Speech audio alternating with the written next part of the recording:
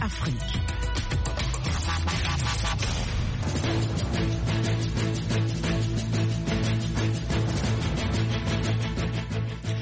Bonjour à toutes et à tous. Au micro, Mohamedou Oumfa pour vous présenter Le Monde aujourd'hui, édition matinale du mardi 5 novembre 2024. Voici le sommaire. Jour de vérité aujourd'hui pour des millions d'électeurs américains qui se rendent aux urnes pour départager Kamala Harris et Donald Trump, les deux principaux candidats à la magistrature suprême des États-Unis.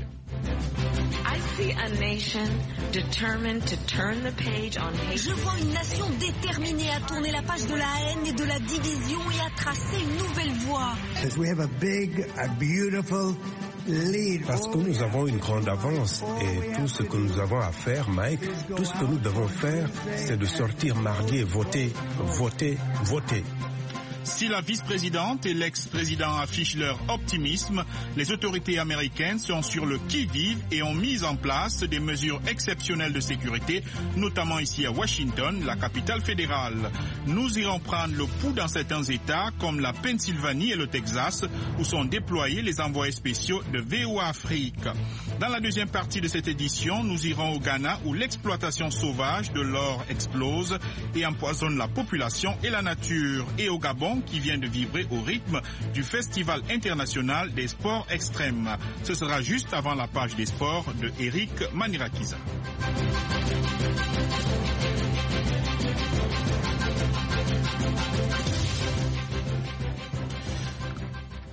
Présidentielle américaine donc, pour commencer les dernières nouvelles de la campagne et du vote. Et je suis en compagnie de Michel Joseph. Salut Michel. Salut Mohamedou. Kamala Harris et Donald Trump étaient sur scène hier lundi pour leur ultime meeting électoraux à la veille d'un vote et aux enjeux cruciaux pour les États-Unis et le reste du monde. Oui, cela fait 4 ans que j'attends ça et vous aussi, a lancé lundi l'ancien président à Reading en Pennsylvanie. Il a de nouveau promis de remettre sur les rails le pays qui a été détruit par les démocrates, notamment en raison de l'immigration incontrôlée, selon lui. Kamala Harris était elle aussi en Pennsylvanie, précisément à Pittsburgh. Dans un discours d'environ 11 minutes, elle a répété que la balle est dans le camp des électeurs, les invitant à aller voter. Oui, elle s'est engagée à offrir un leadership nouveau et de tourner le dos à la peur et la division.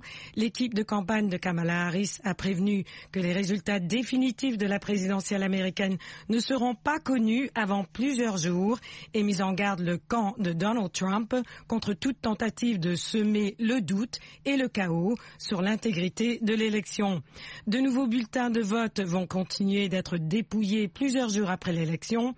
Ce n'est évidemment pas un signe de fraude, c'est juste la manière dont cela fonctionne, a expliqué lors d'une conférence téléphonique la directrice de la campagne, Harris Waltz. Les autorités américaines sont sur le qui-vive avant l'élection et ont mis en place des mesures exceptionnelles de sécurité. Oui, le FBI a mis en place un poste de commandement national à Washington pour surveiller les menaces 24 heures sur 24 toute la semaine, et dans le Nevada, l'État de Washington et l'Oregon, un contingent de la garde nationale est mobilisé pour favoriser une journée électorale sûre et sans heurts. Selon le Pentagone, au moins 17 États ont placé au total plusieurs centaines de soldats en état d'alerte.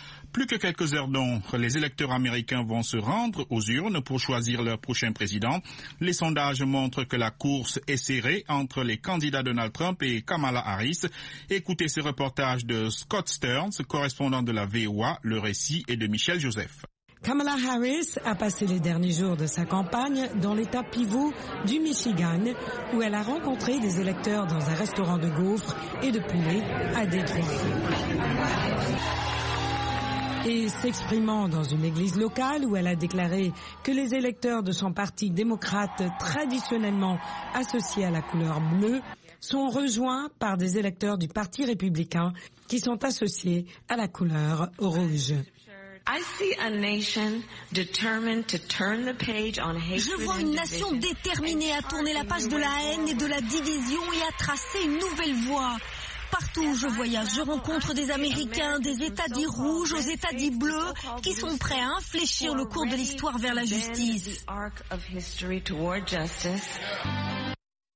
Donald Trump a fait campagne en Caroline du Nord, un État en plein mutation, où il a déclaré à ses partisans qu'il était confiant de gagner le jour de l'élection. Parce que nous avons une grande avance et tout ce que nous avons à faire, Mike, tout ce que nous devons faire, c'est de sortir mardi et voter, voter, voter. M. Trump a dit à ses partisans que les adversaires essaient déjà de voler cette élection, selon lui. Ils trichent dans les élections. Quand vous les confrontez, ils veulent vous mettre en prison. Réfléchissez-y, c'est la chose la plus incroyable que j'ai jamais vue. Mais j'adore ça. Vous savez pourquoi? Parce que nous avons prouvé quelque chose. Nous avons montré quelque chose et nous allons régler cela. Et nous devons gagner cette élection. Lors de ce rassemblement, M. Trump a de nouveau tenu des propos qui suggéraient la violence contre ses opposants politiques, cette fois-ci contre les médias. Mme Harris estime que cette élection va au-delà de la politique partisane et de ceux qui, selon elle, cherchent à approfondir les divisions, à semer la haine, à répandre la peur et à provoquer le chaos.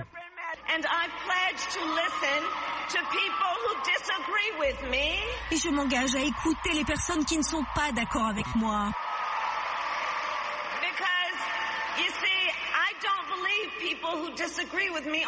Parce que, voyez-vous, je ne crois pas que celles qui sont en désaccord avec moi soient des ennemis. En fait, je leur donnerai une place à la table, parce que c'est ce que font les leaders forts. Plus de 80 millions d'Américains ont déjà voté lors de cette élection, soit près de la moitié du nombre total d'électeurs ayant voté il y a 4 ans. Les sondages d'opinion montrent une course serrée, le dernier sondage du New York Times et du Siena College révélant une égalité à 48% pour Trump et Harris. Si Kamala Harris et Donald Trump ont choisi de faire campagne jusqu'à la dernière minute en Pennsylvanie, c'est parce qu'il est l'État qui offre le plus grand des électeurs des États pivots. Allons maintenant justement en Pennsylvanie où nous attend Georges Attino de VOA Bambara. Bonjour Georges, quelle est la situation là-bas à quelques heures de l'ouverture des bureaux de vote? Bonjour Mohamedou, avec ses 19 grands électeurs, la Pennsylvanie est considérée comme le gros lot parmi les 7 États pivots qui, de l'avis de beaucoup d'analystes, vont déterminer l'issue du scrutin présidentiel. Un État clé que les deux principaux candidats, Kamala Harris et Donald Trump, veulent à tout prix mettre dans leur poche. La démocrate et le républicain ont d'ailleurs tenu à être ici en Pennsylvanie ce lundi sur le terrain pour essayer de convaincre les derniers indécis. Kamala Harris a sillonné 5 villes de l'État avant de terminer par une fête géante à Philadelphie. Quant à Donald Trump, il en a fait 2 et s'est ensuite rendu à Michigan, comme en 2016 et 2020. La victoire ici est cruciale pour accéder à la Maison-Blanche et c'est en Pennsylvanie que les deux candidats ont dépensé le plus d'argent dans la campagne. En 2016, la Pennsylvanie avait choisi Donald Trump avant de voter pour Joe Biden 4 ans plus tard, en 2020. Cette année, la course est trop serrée pour permettre des prédictions fiables. Alors, vous avez rencontré des membres de la diaspora africaine là-bas, notamment la diaspora malienne. Que vous disent-ils, Georges? Effectivement, Mohamedou, j'ai pu rencontrer des communautés africaines vivant ici à Philadelphie où la question de l'immigration demeure la principale préoccupation durant cette élection. D'autres ont évoqué l'économie comme leur sujet de préoccupation. Signalons qu'il y a une forte communauté malienne qui a élu domicile ici à Philadelphie, plus de 3000 selon les chiffres. J'ai pu échanger avec certains d'entre eux qui se disent inquiets et d'autres anxieux au sujet de cette élection. Georges Attino pour la VOA Afrique, Philadelphie. Au Texas, les électeurs de Houston, ville largement républicaine, se mobilisent pour choisir leur prochain président, mais l'enjeu y est aussi élevé pour plusieurs autres élections au niveau local et étatique qui retiennent l'attention des électeurs. Le point avec Nani Talani depuis Houston au Texas. Bonsoir Oufa. Des centaines de bureaux de vote s'ouvrent ce matin à Houston, qui est au cœur des enjeux électoraux cette année. La question de la sécurité et l'accès aux soins de santé sont parmi les préoccupations principales des électeurs de Houston. Ce climat d'insécurité inquiète particulièrement les quartiers urbains où les citoyens comme Sabrina, une Américaine d'origine algérienne, attendent des solutions concrètes. Sabrina, qui vit à Houston depuis environ 3 ans, et propriétaire d'une boutique de beauté, témoigne de cette inquiétude grandissante. J'attends un changement. On paye, tu vois, maintenant pour les taxes. En fait, beaucoup de choses. Et safety aussi, la sécurité, oui. Parce que et aussi pour les guerres et pour la paix dans le monde. Parce que maintenant, il n'y a que les guerres, il n'y a que la mort, il n'y a pas de paix. Donc je vote pour le président qui parle de la paix. Et aussi de l'assurance, de la santé. Parce que moi, personnellement, je suis malade et ça me coûte trop cher de payer mes médicaments, d'aller voir le docteur et tout ça. Et des fois, je m'abandonne, je m'ignore de ne pas y aller voir le docteur parce que tout est cher. Je paye même out of pocket pour les médicaments, pour voir certains docteurs, pour voir des spécialistes. Voilà, donc en général, c'est que je vote pour quelqu'un qui va nous donner la paix dans le monde et même en Amérique aussi. Parce que maintenant, je vois que des crimes qui arrivent partout. En plus de la présidentielle, les Texans décident du sort de plusieurs courses importantes. Sur le front sénatorial, les électeurs devront choisir entre le sénateur sortant Ted Cruz et le challenger démocrate Colin Allred dans une course plus compétitive que prévu. Dans le district 18 de la Chambre des représentants, les électeurs décideront entre l'ancien maire de Houston, Sylvester Turner, et Lana Setonze, qui prendra la relève côté démocrate suite au décès de la représentante Sheila Jackson Lee plus tôt cette année. Républicains et démocrates qui se livrent à un duel pour le contrôle du Sénat et de la Chambre des représentants à Houston vont garder un œil attentif sur la course sénatoriale et les élections des représentants dans cet État conservateur. Nanit Talani, Houston, Texas, pour VOA Afrique. Parmi les citoyens américains qui se rendent aux urnes aujourd'hui, il y a Virginie Kassiama, habitante de North Andover, dans le Massachusetts. Cette psychothérapeute originaire de la RDC vote pour la deuxième fois à une présidentielle américaine. Nathalie Barge lui a demandé quelles sont ses priorités en tant que citoyenne américaine. Ma priorité absolue est la protection des droits des femmes, en particulier la possibilité pour les femmes d'avoir des choix et l'accès aux soins à un coût abordable. Ma deuxième priorité est l'éducation. Nous demandons au gouvernement américain de rendre les études accessibles à tous. Ma troisième priorité est l'économie. Étant que propriétaire d'entreprise ou opératrice économique, je souhaiterais que l'on puisse continuer à soutenir les hommes et les femmes d'affaires, vu les rôles importants qu'ils jouent dans la société américaine en tant que créateurs d'emplois. Est-on divisé dans votre entourage sur les principaux candidats, en particulier dans la communauté africaine ? Pour mes compatriotes africains et africaines, il existe une tendance en Afrique à privilégier les hommes, tout comme il existe un manque de confiance dans les femmes. C'est une société patriarcale, les femmes sont reléguées au second plan. Il y a manque de confiance à l'égard de la femme. L'on ne croit pas à ses capacités de leader. Les hommes sont très méfiants à l'égard de la femme. Vous qui êtes démocrate, est-ce que vous avez déjà discuté avec des républicains ? Oui, nous avons des discussions avec les républicains. Même ce matin ici au bureau avec mes travailleurs, on a discuté à chacun son opinion. L'Amérique est un pays de vieille démocratie où chacun est libre d'exprimer son opinion et de soutenir le parti de son choix. Il nous arrive d'échanger de temps en temps avec les amis républicains. Après tout, nous sommes des citoyens américains et recherchons tous le bien de notre nation. Je soutiens et encourage les échanges entre démocrates et républicains. C'est une bonne chose car, dit-on, c'est du choc des idées que jaillit la lumière.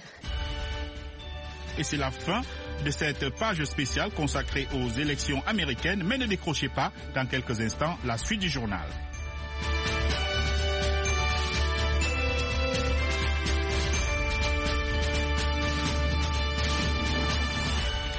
Vous écoutez VOA Afrique, l'édition matinale du Monde aujourd'hui. Mohamedou Oumfa, toujours à votre compagnie. À présent, d'autres faits marquants de l'actualité. Au Nigeria, le président Bola Ahmed Tinubu a ordonné la libération immédiate des mineurs ayant participé à des manifestations début août contre la vie chère et la mauvaise gouvernance. Des vidéos diffusées vendredi montrant plusieurs jeunes, vraisemblablement mineurs, en état de grande fébrilité ou en train de s'évanouir dans un hôpital d'Abuja, la capitale fédérale, ont fait le tour des réseaux sociaux, relançant le débat sur les violences policières. Ces images ont suscité un tollé parmi la société civile et la classe politique. Le président de la Guinée-Bissau, Umaro Sissoco Embalo, a officialisé lundi le report des législatives anticipées initialement prévues le 24 novembre, ont indiqué ses services. M. Embalo a annulé le décret de juillet 2024 qui fixait les élections à cette date, a dit son conseiller politique Fernando de Filme da Silva devant les journalistes au palais présidentiel à Bissau. Selon l'avis du gouvernement, les conditions ne sont pas réunies pour la tenue des élections à la date initialement fixée, dit le décret d'annulation. Un nouveau décret devrait arrêter une nouvelle date selon la présidence. Le général Abdel Fattah al-Burhan, commandant de l'armée soudanaise et dirigeant de facto du Soudan en guerre, est arrivé lundi au Caire, où il doit rencontrer le président égyptien Abdel Fattah al-Sisi, a indiqué le porte-parole de la présidence.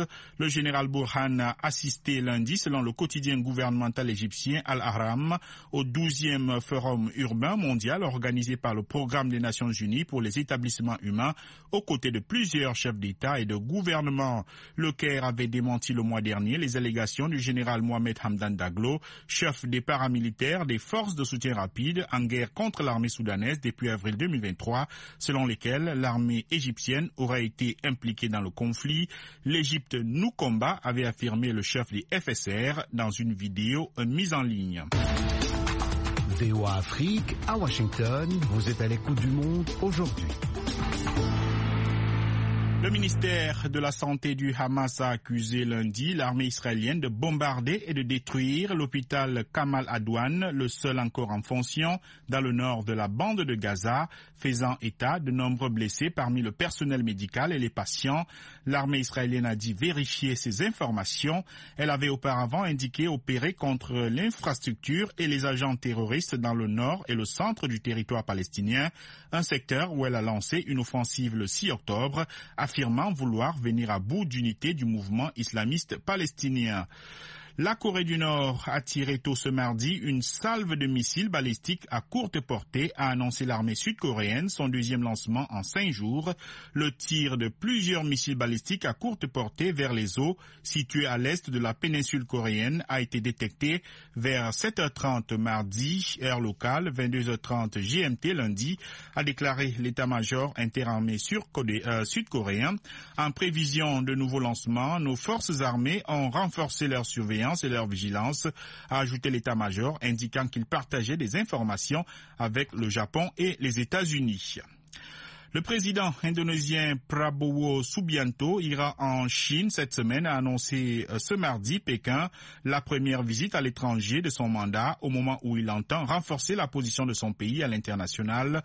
L'ancien général âgé de 73 ans effectuera cette visite d'État de vendredi à dimanche, a indiqué dans un communiqué Hua Shiyun, une porte-parole du ministère chinois des Affaires étrangères.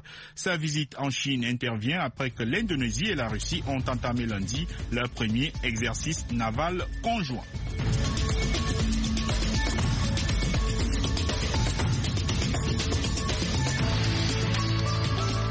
C'était tout pour l'actualité. À présent, les dossiers du jour. Au Ghana, de plus en plus de voix s'élèvent pour demander une action des autorités contre le galamsey, l'exploitation de l'or sans autorisation. Elle est en plein essor dans le pays et empoisonne à la fois la nature et les populations. Les précisions avec John Lindon.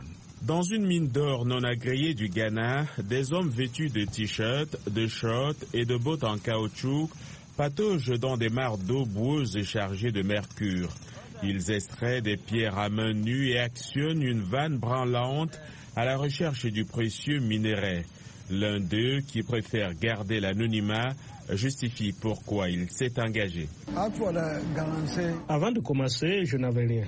Alors je me suis dit non, je dois aussi entrer et obtenir quelque chose. Lorsque j'ai commencé à extraire de l'or, je gagnais environ 60 000 cedi. Alors je me suis lancé, j'ai pris des garçons et nous avons commencé à faire le galamsey.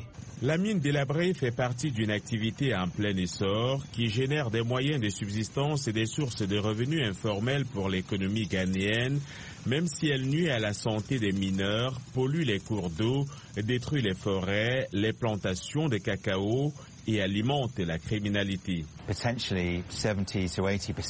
Potentiellement, 70 à 80% des mineurs d'or n'ont pas de licence. Il s'agit donc d'une industrie très informelle, ce qui facilite l'implication du crime organisé.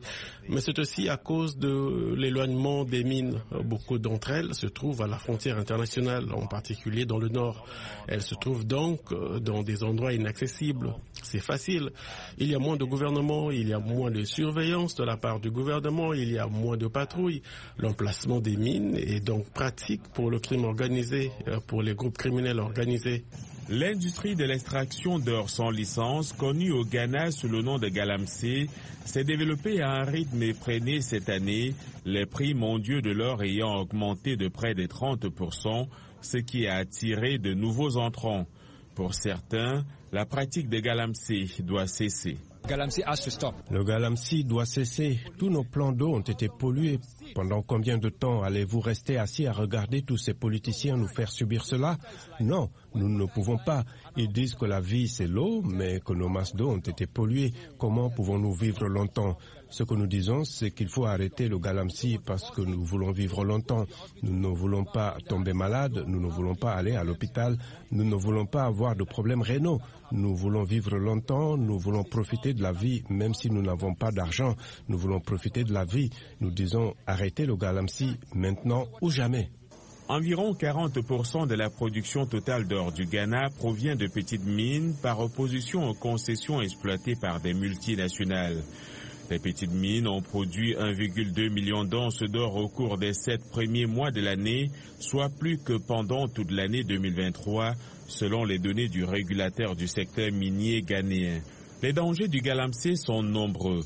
Des dizaines de mineurs ont été tués dans l'effondrement depuis ces dernières années, selon les médias et les groupes de défense et des droits de l'homme, tandis que les hôpitaux et les centres de santé font état d'un nombre élevé de décès prématurés dus à des maladies pulmonaires chez les mineurs et les habitants des villes et villages situés à proximité des mines.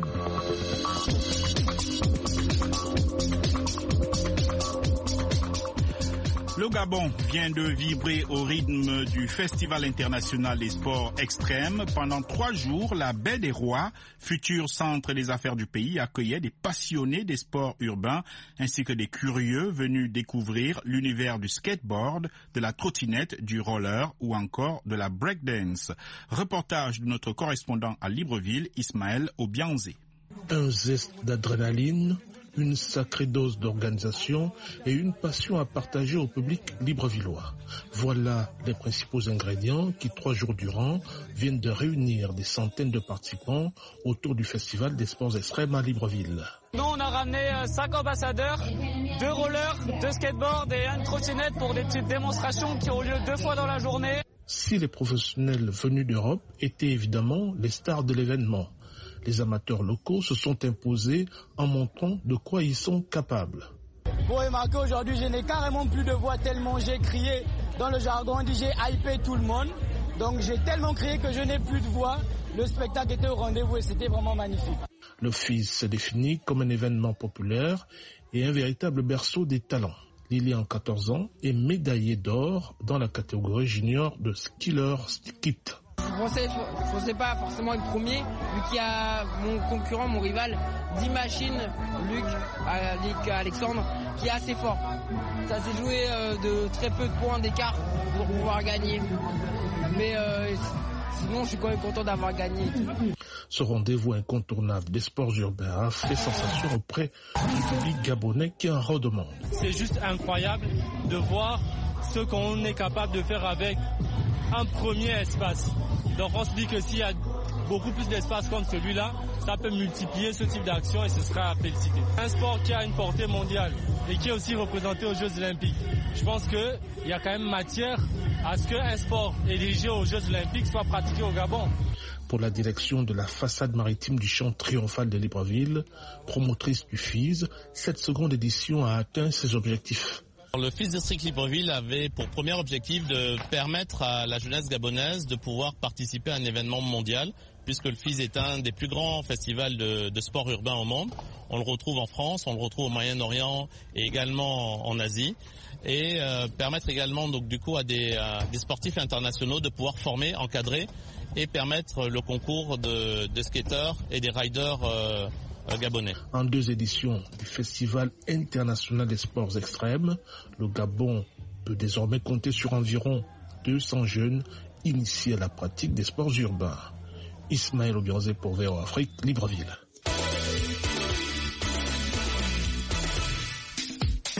Vous écoutez Le Monde aujourd'hui sur VOA Afrique. À présent, l'actualité sportive, c'est avec Eric Manirakiza. Salut Eric. Bonjour Mohamedou. Athlète masculin de l'année, Noah Lyles, champion olympique du 100 mètres, n'est pas finaliste. L'Américain Noah Lyles, champion olympique du 100 mètres, ne figure pas parmi les 2 finalistes pour le titre d'athlète masculin de l'année dans la catégorie piste, a révélé lundi World Athletics, la Fédération internationale d'athlétisme. Les 2 athlètes finalistes sont le Botswanais Letsile Tebogo, champion olympique du 200 mètres et le médaillé d'or du 5000 mètres, le Norvégien Jacob Ingebrigtsen. L'Américain Lyle visait un doublé olympique en sprint, mais Lyle a dû se contenter de la médaille de bronze sur 200 mètres derrière Tebogo et son compatriote Kenny Bednarek. L'Équatorien Brian Pintado, médaillé d'or à Paris sur 20 km marche, affrontera l'Éthiopien Tamirat Tola, champion olympique du marathon. Dans la catégorie des concours, Mondo Duplantis, champion olympique de saut à la perche et détenteur du record du monde, sera le grand favori pour remporter le prix chez les hommes. Le Suédois sera opposé au Grec Miltiadis Tedoglou, qui a remporté l'or au saut en longueur à Paris. Chez les femmes aussi, on connaît désormais les noms des finalistes. Les 2 finalistes de la catégorie piste sont la championne olympique du 100 mètres, Julien Alfred de Sainte-Lucie, et l'américaine Sydney McLaughlin-Levron, qui a battu son propre record du monde pour remporter le titre olympique du 400 mètres et pour la 2e fois consécutive.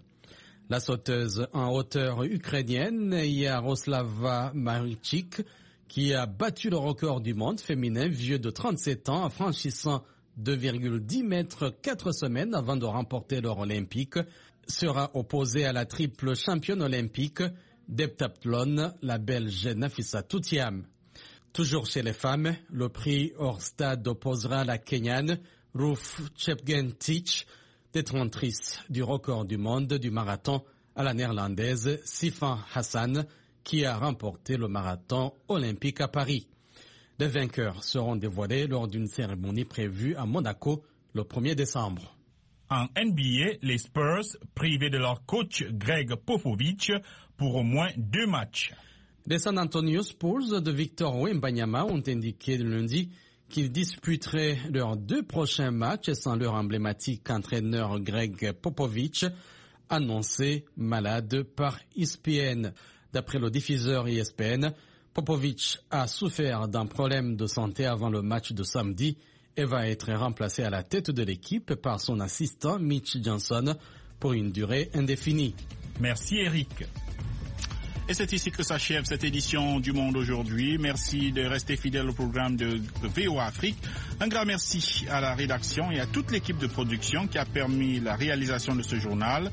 Au micro, Mohamedou Oumfa, Michel Joseph à la réalisation. Ainsi va le Monde aujourd'hui. L'information continue 24 heures sur 24 sur notre site web voaafrique.com ainsi que sur nos différentes plateformes digitales Facebook, YouTube, X et Instagram. Je vous souhaite une excellente journée en compagnie des programmes de VOA Afrique. À très bientôt.